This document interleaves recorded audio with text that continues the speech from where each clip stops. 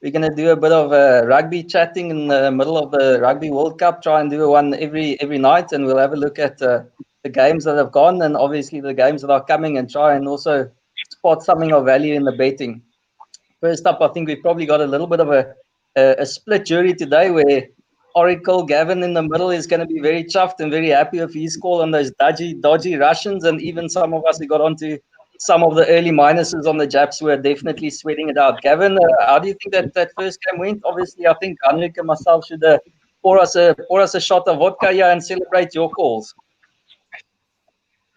Yeah, Han, unfortunately, I didn't have any money on it. I had very little on the game, and it just felt a bit high. And as I said last night, given 16 or 17, I was definitely a minus punter when it first came out. I looked at it; it looked like it was too low.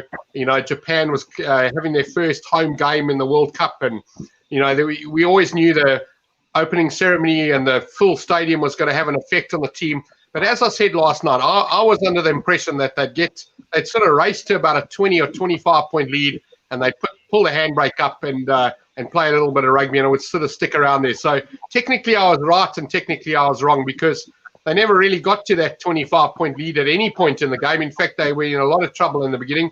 I remember one of the guys at work was on I think he was on plus 40 or plus 39 or whatever it was, and he said to me, geez, I'm winning. They 7-0 up. And I said to him, well, and then I looked at the TV. It was 7-5. I'd missed the first Japanese try.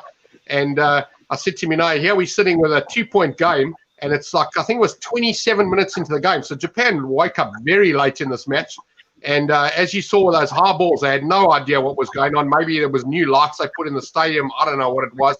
But Russia, they dodgy. They've been in all sorts of drug implications with their sports. It's almost like the government's involved, and they sort of get involved and do all sorts of stuff. So I'm very scared to put a lot of money on a game involving Russia. But this was, as I said last night, it was tier 2 versus tier 3. You've got to be worried about that sort of stuff. One of the guys at work pointed out that Jersey had beaten Russia by 60 points. Now, I spent a month in Jersey in the Channel Islands. It's a great place. In fact, I was at the rugby club one afternoon and they asked me to ref the game. And, I was 2 beers deep and I said, no, thank you. And it was very cold. And so if a rugby club, a little island like that's got a rugby club where they're asking total strangers to ref games, you got to know the Russians were probably on that plus as well, or minus for that matter. I don't know. So, look, it was a nice game to start the World Cup off. Tomorrow's obviously the big games, Australian in action. In fact, all rugby championship teams in action tomorrow. A little bit of France and obviously Fiji. And so it should be quite an exciting day tomorrow. But I didn't get involved too much today, but I did enjoy the game. Henrik, we had a little bit of a chat beforehand about the stadiums and who can or where you can close the roof and all that. And I was after about 20 minutes wishing they would close the roof because clearly the sun was in the eyes of the Japs. And then I remembered it was a night game. So I don't know what happened there. They just couldn't catch the ball. It seemed like they were all soccer players and they've never seen the ball leave the ground. It was chaos. But just a little bit, and I saw Chris McGowan here ask it as well. How much, obviously, when we see a game, we usually say it's the one team was better than expected, the one team was worse than expected. What do you take away from this game, and do you see it as a bad performance by Japan, just some nerves, or Russia better than we thought? I think it was a bit of both. Japan, they seemed really nervous. Even before the game, when they spoke to Jamie Joseph, he seemed very, very nervous to me, and I didn't like that. It was a bit of a bad sign. Obviously, that would have rubbed onto the players, and the players, they seemed nervous with those eyeballs. Even with the first kickoff, it didn't look good. So it seemed really nervous, and it all seemed bad from the start. But the Russians, they were really good. I was impressed with their line speed on defense.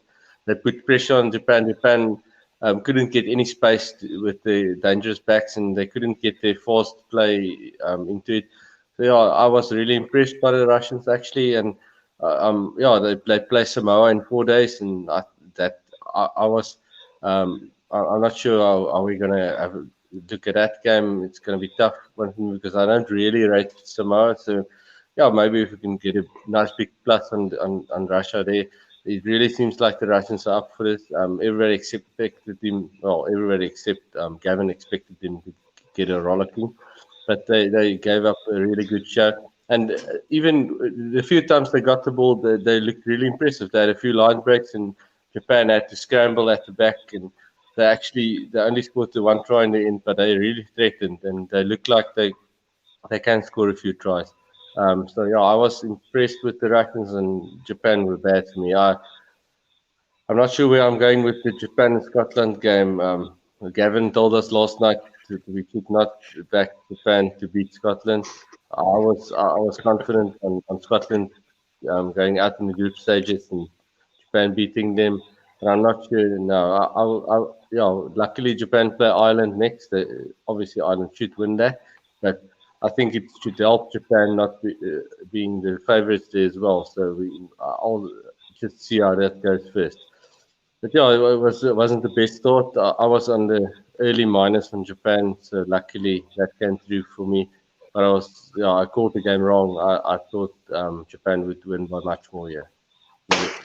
Listen, talking about that early minus, they say obviously it's a rookie error, and rule number 1: never count your eggs before they hatch. But I must say, this was a winner for me. I didn't even remember how much I had on. I didn't even remember the handicap. I thought this was race over, and about at half time, just 10 minutes after half time, I was going into those open bets and just checking and thinking, jeepers, I hope I got the 19 and not the 21. And lo and behold, I got the 21. So it was a bit of a disaster there. But the only good thing about placing a bet so long in advance is that you've kind of written that off already. So it's you've almost you've forgotten about that. So hopefully I'm not counting that as part of my World Cup. It was placed beforehand. So let's just go on from here. Listen, guys, yeah, from my side, I think it's a little bit tough deciding there, like, how much was really bad Japan and whether they're not quite as good as we think, and how much was nerves, and we'll probably know. And as Henrik says, I think they'll be better off with that Irish game, even though they could, comfortably be beaten. It's just get into a game where they're not the favourites and just, get going a little bit and get into the tournament. For Russia, I actually think it's going to be tough following this one up. I'm pretty sure they're not going to have a big squad and having to play another game in 4 days. I think they'll struggle, and I'm actually going to have a little bit of a look there to try and see what the lowest Samoa handicap is I can get on that one. Let's move straight onto Aussie Fiji. It's a great day. The second day in the tournament. Okay, Gavin, you want to add something first? Tell me why. I just want to say one more thing. What I picked out, I'm just going back to Chris's question on the live comments here, asking how do we tell if this was a bad Japan or good Russia or whatever. And I put a comment on there saying that I thought it was bad Japan and mediocre Russia. So I wasn't that impressed with Russia. Obviously, Henrik's a little bit more impressed. But I'll tell you, I think 63, 64 minutes, those Russians looked like they were out of battery power. They were absolutely gone. And in fact, if Japan was half awake, they could have scored at least 2 or 3 tries in that last 10 minutes. They were lucky to get one. I think they got one in the last 10 minutes. But, geez, man, those Russians looked like they were going to fall over. I know I used to do I know I don't look so fit and frisk at the moment, but I used to do triathlons when I was younger. And I know when you come to the end of those things, you were so tired. And like, people want to talk to you after. You just want to lie down and have a cold beer or whatever it was. Those Russians looked like the game was over at 63 or 65 minutes. How they survived the last 15, I don't know. So I'll tell you, I got 2 things out of that. I haven't even watched Scotland play. I'm absolutely all over Scotland to smash this Japanese team. And I got to tell you, I'm probably looking at a minus Samoa here against Russia. I'm hoping that the bookmakers are looking at this game and thinking Russians were fantastic and giving them some ridiculous handicap like 15 or 18. I think Samoa will absolutely murder this team because whatever energy they use today, they will not have. They'll be on about 70% for their second game. They'll be on 50% for their third game.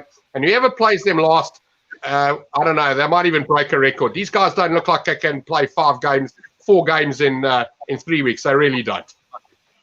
Yes, exactly, Gavin, and I think that's going to be the problem with these smaller nations as well. You're also going to get an injury or two, so some of your better players are going to be out. And I always say that, the drop off for me in quality for the smaller teams is so much bigger. The backup guys just aren't close to the level. Not that the first guys are, at a fantastic level, but it just goes, drastically down from there. So I completely agree. And even though I said I was checking my bets, I still felt that a 20-point handicap was going to be covered in the last 20, because I thought Japan would run away there for a couple of scores. And as you said, it just never really came. So it was, and obviously I was really swearing at the oak for kicking it into the stand right at the end there. But in any case, let's go. Let's move on, guys. Let's put this. Okay, I see Samoa is 28 points favorites against Russia.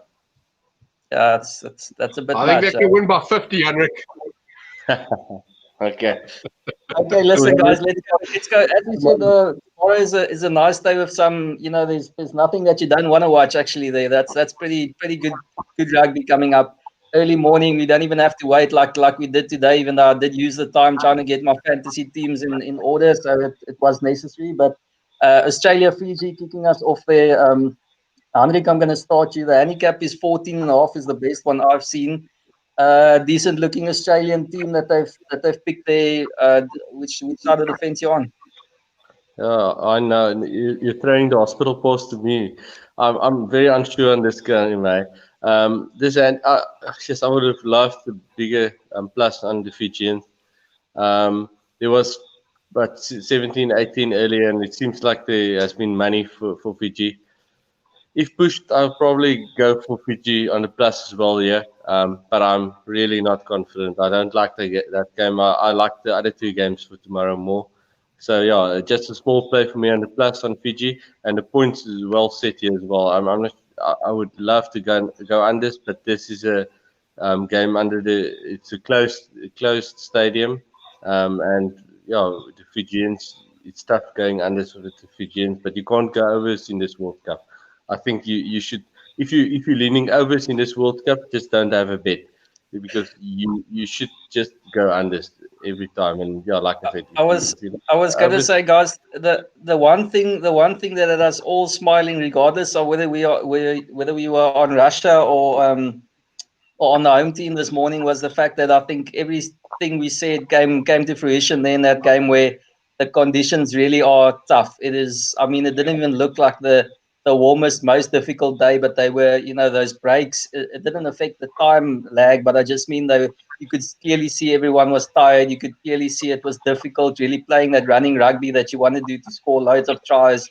I think that's something to not take away as well. Japan are more used to it than most, and they play an open, free scoring play, and they still couldn't really rack up tries. And you can say what you want, they should have done more against Russia. So I do think that every unders player they would have had a bit of a smile on, if it's still early doors, but that was pretty much a good sign. And that's why I was going to ask you on the 52.5 points is what I saw on that one.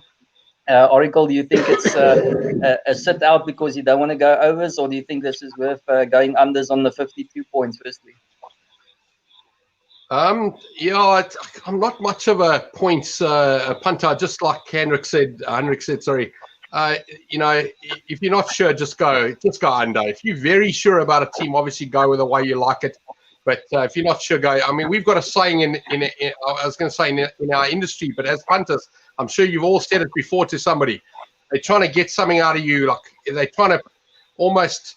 There's a game on, and you're not really interested in the game, and they're trying to get what you like out of it, and so they can sort of formulate their opinion. And we've got a saying that goes, "It can win without my money," and there's a lot of that for me. Often there's a game, the guys say, "Geez, what do you like?" I said, "You know what? It doesn't matter to me. It can win without my money. I don't care. Even if I liked a team or I didn't like a team, it's irrelevant to me. I'm not interested financially. I really don't care. The game can carry on. Either team can win. It doesn't matter. They can win without my money." But in the case of tomorrow, now I'm pretty much like Henrik here. I've got a little bit more confidence in him, and it's actually because of the opposite. I'm going Australia minus tomorrow, and it's not because I like Australia. It's because I don't like Fiji. So I'm more having a bet saying I don't think these guys are going to perform like they think that the bookmakers think that they're going to perform. And Australia are playing a team that they've beaten so many times before. There are Fijians in the Australian team, so it's not unfamiliar territory to them. This is a competitor they know very well. So it's not like today Japan playing Russia. They probably played twice in 50 years. This is a competitive game for for Fiji. They get up, they want to beat Australia. But for some reason, Australia seem to do a little bit better against Fiji than they do against other countries. So I actually don't think Australia are going to get past the quarterfinals here. Unfortunately, because of the depth of that particular group, I do see Australia making it to the quarterfinals. I wouldn't punt them to not make it. I do think Wales will win that group and Wales will beat Australia. But I got to tell you, Fiji are absolutely nothing. Every time they play Australia, they're rubbish. And that's all I'm going. That's the basis of my punt here. Is it's about a 2 to 2.5 unit play on Australia minus. Nothing big. I'm not that confident. But I certainly, it's again, if you're not confident on Australia, in my opinion, I say it must win without your money. Leave it alone. Don't get involved. I wouldn't take Fiji because you don't like Australia. I would rather look at not going against Fiji rather than saying I don't like Australia. I don't like them, but they'll win this game, and I think they'll beat that handicap, and I think they'll beat it comfortably. Listen, with regard to the points, 52. You said 52.5. Geez, I'm looking at a score. I don't think Fiji will get more than 15 here. And if Australia beat that 16, that means they got to get 30. So that puts us at 45, 46 point line. Sounds probably about right. But as we've both discussed, unders is more. The way I look at it is Fiji are more likely to get less than 15 than they are to get more than 15, whereas Australia should get around about 30. Maybe 35. So, yeah, I think the minus, or I think comfortably, a comfortable win for Australia is probably about 22, 24 points. I can't see Australia winning this game by 40 or 35 even for that matter. I think this will be seriously like a 32 sort of 12 kind of game. That's what I'm expecting. Okay, listen, Anrik, I just wanted to say we do allow for emergencies on this show. So if the calls are really ready and you need to do something, then do it. Or if the DOP is empty and you have to refill, please don't let us keep you. Do what you got to do. Thanks. I know I just checked and there's still a bit of the wood that has to burn out. So I'm all right, and my drink is all right as well. So I'm ready for about 20 minutes still. Okay, cool. So the timer is going. Listen, I'm actually leaning towards going on Fiji unders there. I'm in Oracle's camp there. I agree with him. I think that the Samoan game, to me, Australia didn't want to play it. It was a game we could only get hurt and only lose, and they were disinterested. It wasn't their best team. I don't think you should read anything into that. And even more so, as Gavin says as well, Fiji is quite close to the type of game that Australia plays. Again, I've also always said Australia struggle the most when they play against a team with a very good set piece. That's not going to come from Fiji. So I think Australia have them in hand, and the way I'm leaning is unders on Fiji points. I think they're going to struggle to really execute the way they want to, and I don't think the Aussie defense is that bad. I think it's 17 or 18 points there on Fiji. I'll have a little bit of that. And then I'm taking the first half handicap. Again, I'm going to back myself to say that Australia are going to try and, put them out first in the 40 minutes. 6.5. I can only get 8 to 10, but 6.5 first half handicap. I think they'll lead by more than a converted try. So that's just the way I'm going to go. Again, it's not huge, but I'll go for that. And maybe if I see something in running, but I hear people, if you look at the two teams separately, you think that Fiji can beat Australia, but I just think in this case, how they clash, it's going to suit Australia, and they should do the business. And then the last one, obviously, I can't go without the try scorer punt, and I can't go without starting the World Cup with a hooker. So it's going to be Tola Latu, Aussie's starting hooker at obviously my Bet Olymp special is 21 to 1. So that's a nice little.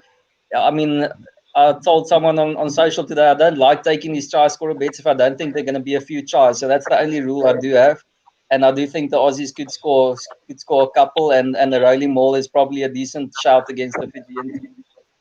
Guys, on to France and Argentina. This should be a cracker. If I'm not mistaken, the two of you might be divided on this one. Oracle, I'm going to ask you on this game in any case to start off with, so you can say something else if you want. Okay, sorry, I just wanted to point out, you made a comment there that made me think is South Africa played Japan I think it was a week ago today, in fact. I think it was last Friday. And Henrik was one of the guys that said go under points, and he won comfortably. But I also made a comment on that game, and I said go under Japan. And I think you're 100% right with this Australian game. So you're talking about the 52.5. I think you're more likely to win that bet, or should I say, you'll feel more comfortable going unders Fiji than unders on the match, because it's one of those games that Australia can score 40 here, and Fiji get 10 or 12 or 41-12 or something like that, and you're in a bit of trouble. I think you're a lot safer. You'll have less sweat. You need less sweatbands and towels and whatever around you, and less ice and all of that stuff if you go under Fiji. I don't think you'll be in trouble there. I think you'll sweat more if you're on the unders of the game if Australia start off very well and your halftime handicap is winning by a country mile early on. So yes, are we going to talk about France and Argentina? Did you say? Sorry, Han. France and Argentina, Gavin. Yeah, take us away. I don't know. There's probably not too much to talk about the handicap. It's pretty much which one do you like out of the two? No, you're right. Yeah, this is sort of a level game. There's a small plus 1.5. I think if you probably look around, you might get 2.5. I don't know.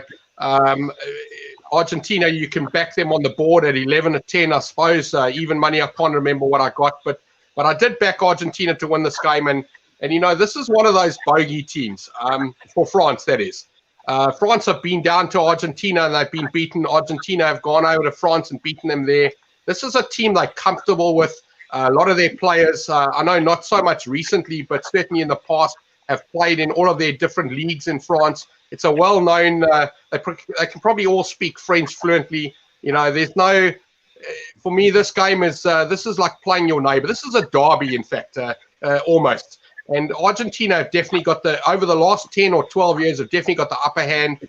And, based on that and based on the fact that Argentina have been playing against South Africa, Australia, and New Zealand for the last 4 years or 5 years.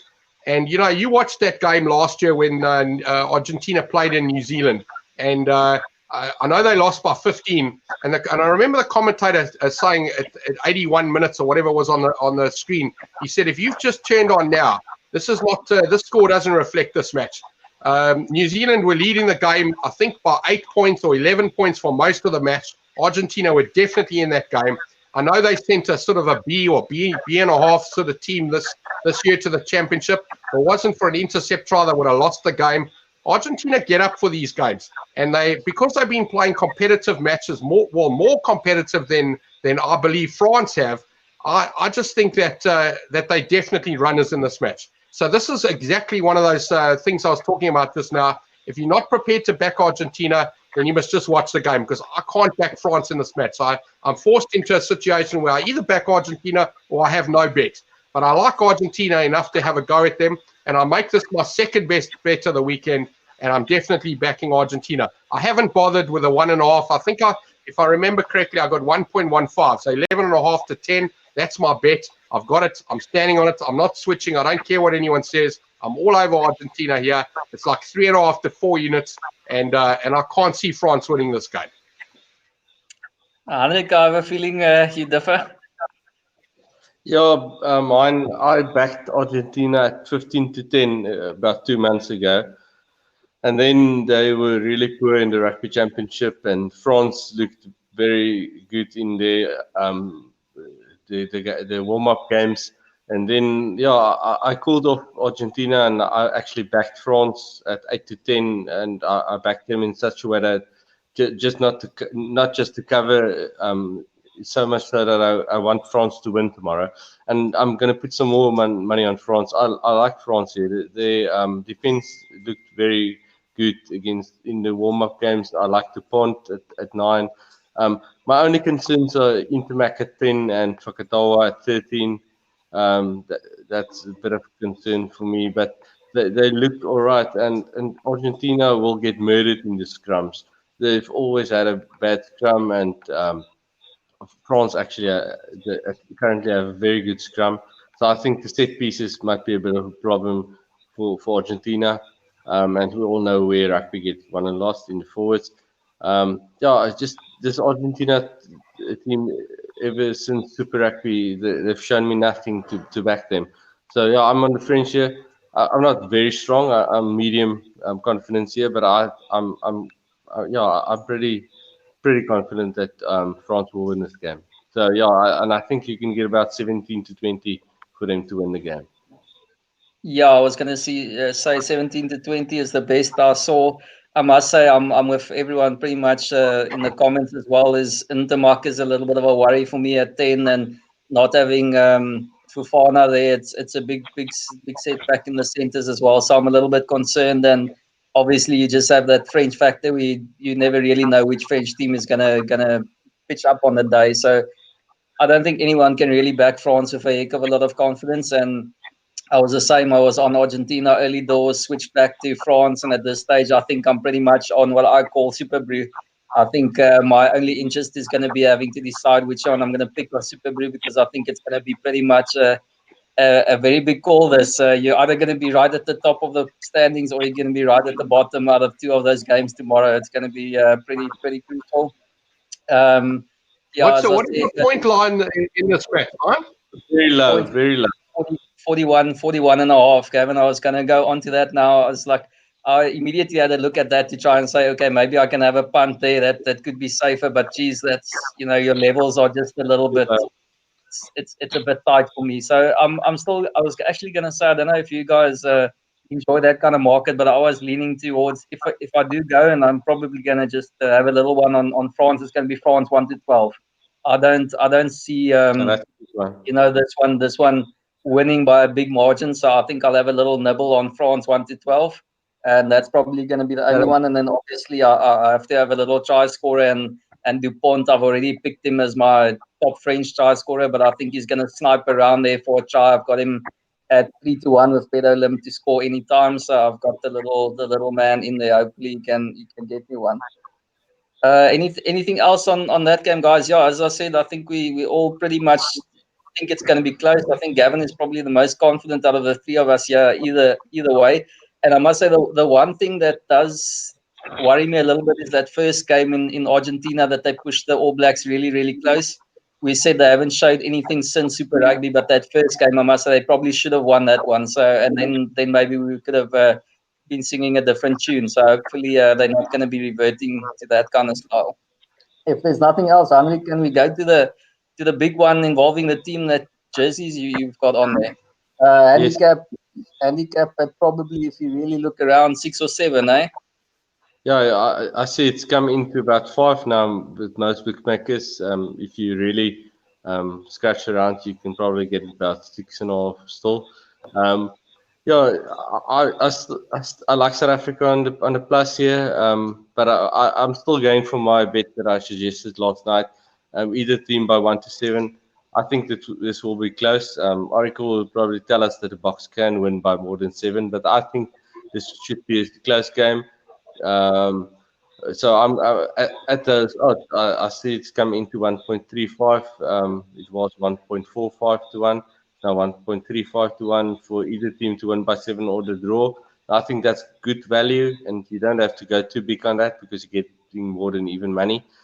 And if you think the Box can win by more, like Gavin will probably tell us now, you go for the plus, and I think the plus is the right way to go here. I can't back New Zealand in the minus. They've shown some cracks this year, and the Box they brilliantly coached under Rassie Erasmus, and I always follow good coaches, and I don't mind team news that much. I'm more onto coaches, and they've got a great coach here.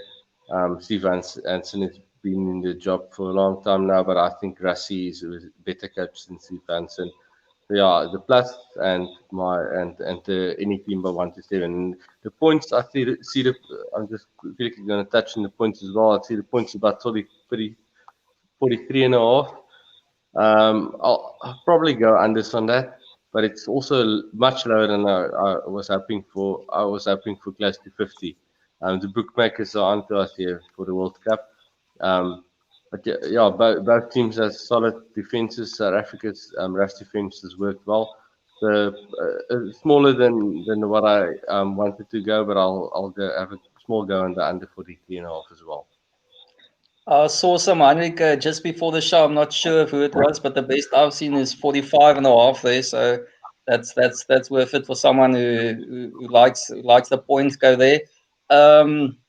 Yeah, I know. Obviously, you guys know me. I'm very big on team news. Team news to me is absolutely crucial. But even on that front, I think there's a lot more questions around the All Blacks than there are around the Springboks at this stage, and that's actually why a lot of people, including myself, are leaning towards the Boks. Gavin, we know where you're at, but let's confirm that again. I tell you, I'm going to start off with a probably a bit of a silly comment, but it's something I've noticed today quite a bit. A lot of guys wearing their box shirts today, and I'm wondering what they're wearing tomorrow, because I've only got one box shirt. So, I got told today by I got 4, I got 3, I've only got 1. I got one South African cricket shirt. I'm wearing it now. I got a Lions shirt and I got a box shirt. That's it. I don't have multiples of these things. I don't know these guys like Hendrik over here has got a green box shirt on every day. He's probably got one from every World Cup. You got 4. There you go. That's unbelievable. Well done. I don't know how to answer that. Right. To go back to what you said. So I heard Steve Hansen the other day I think it was a press conference or it was an interview, or I can't remember where I heard it, but he said, like, it's not the end of the world if we don't win this game. Something to that effect. I don't know his exact words. I thought to myself, that's crazy. That's like telling your kid it's okay if you fail this year. We'll have another go next year. I don't know. So they're already thinking like they can be beaten. But I've got to tell you, you got to go back to 2014, that game that Patrick Lambie scored the winning penalty at the end. I think it was 2014. Scored the winning penalty at the end, and I think South Africa were like, I don't know, 11-10 or 12-10 to win. We haven't seen a price like now. I saw Hendrik put on there that the Boks are like 2-1. Some bookmakers are 1.7 and 1.8, 18-10. It's crazy. These are the prices we saw in 2014. We haven't seen South Africa at levels like this in a long time. And last year they went to Wellington where they won, and I think they were plus 22 or plus 21. We've gone so far. Like now we're looking at plus 5.5, and we're saying it's value. Is there something wrong, or is New Zealand changed so it's that much? I don't think New Zealand have changed much. I think South Africa have improved a lot. I think they've got a decent coach, like I said last night. I just like South Africa. Yeah, I really do. I don't like New Zealand's attitude at the moment. But I'm just going back to a comment I saw a few minutes ago saying that if South Africa win, there goes the South Africa-New Zealand final. I disagree 100%. I cannot see any other team. As much as I think New Zealand are going to lose to South Africa tomorrow, I can't see another team beating either of these two. I honestly think we're going to see a South Africa-New Zealand final here. I think England and Ireland and all of these other oaks will be lucky to even come close to beating either of these two teams. It's been such a competitive 18 months for South Africa and New Zealand. 4 games or 5 games split by 2 points. So all that I can say is South Africa's caught up, and New Zealand are a little bit frightened by it. And I think that South Africa will win tomorrow. Look, Hendrik's not wrong with the 1-7 either side. I just think he's wasting his money on the New Zealand side.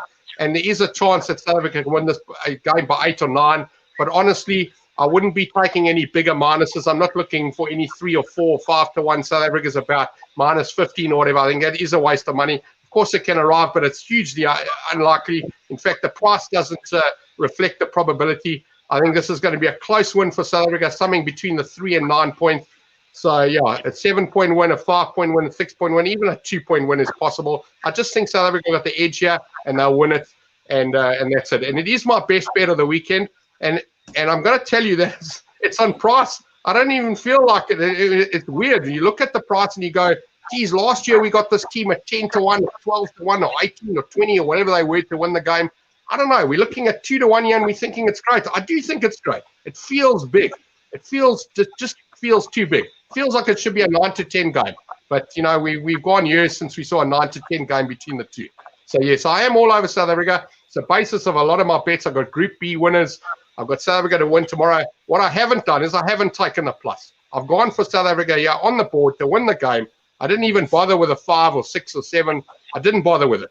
I've gone straight out here for South Africa. I must say, Gavin, one thing you said yesterday on yesterday's show, which actually got me slightly worried, is, how many times would you have seen this kind of market that we saw now, -5. I went on just before the show and saw 5.5, and it's almost like you can't believe it. I know it's because we stuck in the old mentality of where the Boks were and where the All Blacks were, but I mean, as you rightly said, you would have never seen this in for a better part of a decade. So it is quite unbelievable, and still seeing it and thinking we all pretty much on that for them to cover it. So that is the strange thing about it. I see Brent has said there that he's not found anything that's really excited him early doors, and I have to agree a little bit. But Brent, I've got one little special with Bet Olymp that's going to excite you. Hopefully, I said if we go the way that Oracle thinks it's going to go, I said the Springboks will lead by 1-8 at half time, and they're going to win by 1-12 full time. So they just need to sneak it at halftime and then win any way possible in full time to get it to full time and stay within 12 and not win by more than 12, which I don't think they will. And you get a nice tasty 11-1. So if you're feeling a little bullish about the box, but you're not feeling like you want to go 2-1, have a nice little go on that 11-1 there. You can't get hurt. It's a nice little price. So that's where I'm going with that with my special. And then the best price I've seen is 22-10 for the win, and that's what I'm taking a little bit of. And then I'm just sticking to Super Brew and hoping I'm going all the way to the top with France and box double there for me. Guys, anything else you want to add on any bets or anything else before we say sayonara? No, nothing from. No, I just think this. Whatever you're on, whether, if New Zealand do win this game tomorrow or South Africa wins or whatever it is, don't be alarmed. These two will meet in the final again. It's because they won't meet each other, and don't be worried about it. If you've gone with Han here and you've gone with gone with Hendricks 1-7 on either team, and New Zealand happen to win, take your money, buy a beer, don't worry about it. The tournament's still alive. It's very nice. I'm going to tell you one thing about you guys will remember the 2010 Soccer World Cup. And I live in Durban, and there was a hell of a lot of hype around the Brazil-Portugal game. And what the morons that organised the tournament did is these idiots went and made this game last in the group. Both teams had qualified for the following round, the quarterfinals or whatever, the second round or whatever it was an absolute dead rubber. Oaks had paid huge money to go and watch Cristiano Ronaldo and Neymar, whoever the Oak is for Brazil. I'm so happy that South Africa and New Zealand are playing first up. I think it was very important for this particular fixture. In fact, I would have liked to have seen Wales, Australia playing first up, and England, France, or England, Argentina. I don't know, or an Ireland, Scotland. I know that game is taking place. Sorry, a bit silly of me there. But I think if you have the big games early on, then the teams actually want to try and play, because one of them has to lose, and then they got to qualify. So it makes the rest of the group more important. So I really am quite excited about South Africa and New Zealand playing first up, and I'll be even more excited when they play in the final on the 2nd or 3rd of November, whenever it is. Yeah, I think it's a good one. It's a good one, but there's also some good spacing. Like I think that Scotland-Japan game, hopefully it still lives up. I think it's a good mixture there. So they keep one in the bank and one for Hendrik to still try and get excited about for the last group stage. Listen, guys, thanks for joining me. And obviously we're gonna have a good one tomorrow night, depending on who's on. It doesn't matter. It's gonna be some good games to talk about, because we're gonna obviously have a little bit of chat about how the box went. So that's always gonna be interesting. And then even on Sunday we got some nice games of England running out, and then a good one between Ireland and Scotland. So hopefully we see you all same time, same place tomorrow night. Have a good one. Happy punting. Thanks, Owen. Good punting, everybody. And like you said, you don't have to punt every game. There's lots of games, so look for the value. If you don't find the value early on, just stay out of the game and watch the game and enjoy it. Let it win without your money. Yes, good advice, Oracle.